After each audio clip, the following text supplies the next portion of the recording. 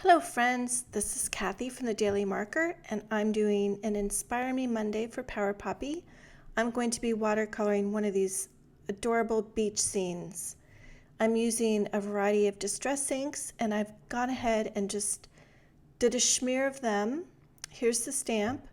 And I did a smear of the distress inks in my palette here, and then I have a little bit of water above each one. So this was kind of my practice. I've taped my cardstock down with some painter's tape. I embossed the image in white, and I just thought I would share how I did the watercoloring. I always like to have, a glass of clean water and a nice absorbent towel. And I'm going to go ahead and put down a generous amount of water along the background. Now it's kind of hard for you to see where the embossing is, but when I hold it up, I can see it. So the key part to watercoloring I'm discovering and learning is having the right flow of water. So I'm putting down a generous amount here, and I want to be able to let it flow together. Now that the water's down, I'm going to drop some color in, some of this distress ink. I'm going to drop it in and just move it around my areas. Now what I'll be doing is having sand and then water and then leaving a little space kind of like for the surf or the white froth of the waves. So we'll see how that goes. Now as I proceed with the watercoloring here, I'm just kind of rolling the color around a little bit, dropping some more color in. I don't really consider myself much of a watercolorist at all, but I'm learning and trying to practice more. So I thought I would share that with you today. I know a lot of us use our Copics or different mediums, and I wanted to show you that I am a novice, and I just thought I wanted to share some tips that I picked up recently. Now you'll notice while I was talking that I dropped a second color in, and then I'm using the cutting board to maneuver the ink around on my paper just to you can kind of control the flow and let the colors mix on the paper when you have like a good amount of water. So now I'm flipping my board over, and I'm leaving a small space between what I just did, and I'm going to create the sand. So I want to leave a white line between the two to create that froth I spoke about. So I'm again putting down another generous layer of water, and I'm just washing some distress ink here, mixing a couple different colors, and I'll be dropping that in. And I thought I mentioned that I wanted to share some tips.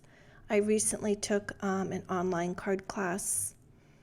They're actually called online card classes. I took a watercoloring class.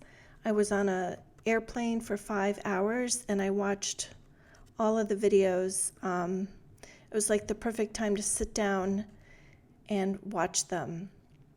So a few of the tips that I picked up, if you don't mind, I'll just keep talking here. And you'll see me just pick up some colors, and between each color, naturally, you want to rinse your brush really well before you pick up another color. Now the biggest tip that I learned, that there's two kinds I'm trying to think here, I'm looking at my notes.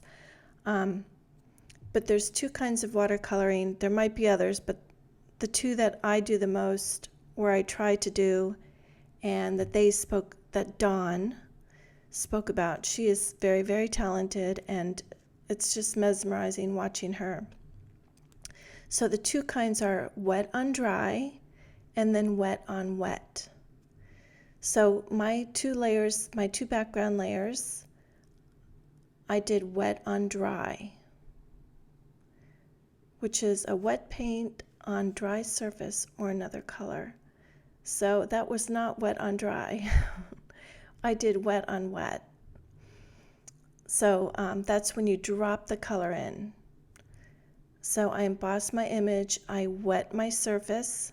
I'm using some Tim Holtz Distress. He did the Distress ink, and then I'm using the Tim Holtz paper, which I love. It's bright and white. So I use the wet on wet technique where you drop in the color as you saw me do. On like the hat, it's a small detailed area, and I'm going to use the wet on dry. So I'll be picking up some wet paint and then putting it on the dry surface because it's small and I don't feel the need for the color to move around very much. So I hope that makes sense. And something else Don spoke a lot about was the biggest key is controlling the water. And I've found that in my practice. If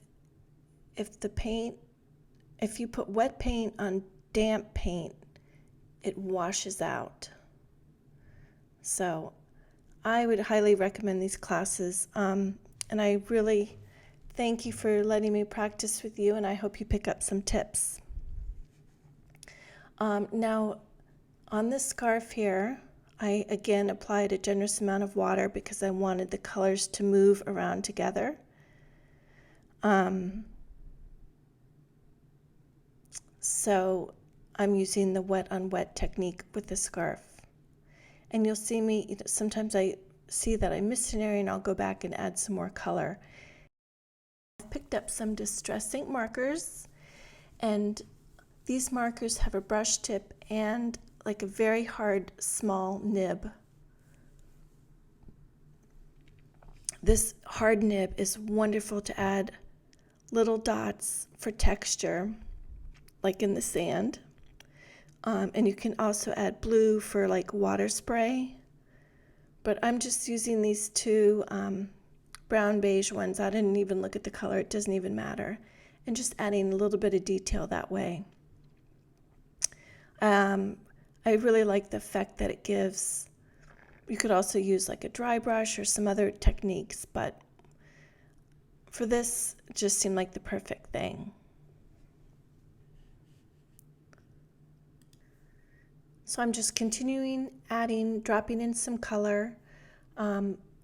Always when you drop in that second color, it just really makes everything explode like I just did on the scarf. Now I'm using a super fine paintbrush here, and I used a nice amount of water on the flower petals, and then I dropped some color, and I wanted to kind of get a tie-dye effect. Now I'm holding up the stamp here because I'm using that as a guide to see where the ribbon and bow goes on the hat. That was really helpful rather than paying too much attention to the embossing. Now I sped this up super, super fast, and I'm just kind of doing like a basic outline on the hat. Now I'm in the center, I'm really watering it down, and then I dropped a second color in there just to give it a little bit more interest. Now I've generously wet my brush, and I'm just tapping on it to get some fun splashes. And this is the second one I did, and then this is the last one I did. I was able to achieve some more softer colors. So I hope you picked up a few tips, and go to www.thedailymarker.com for more information. Have a great day.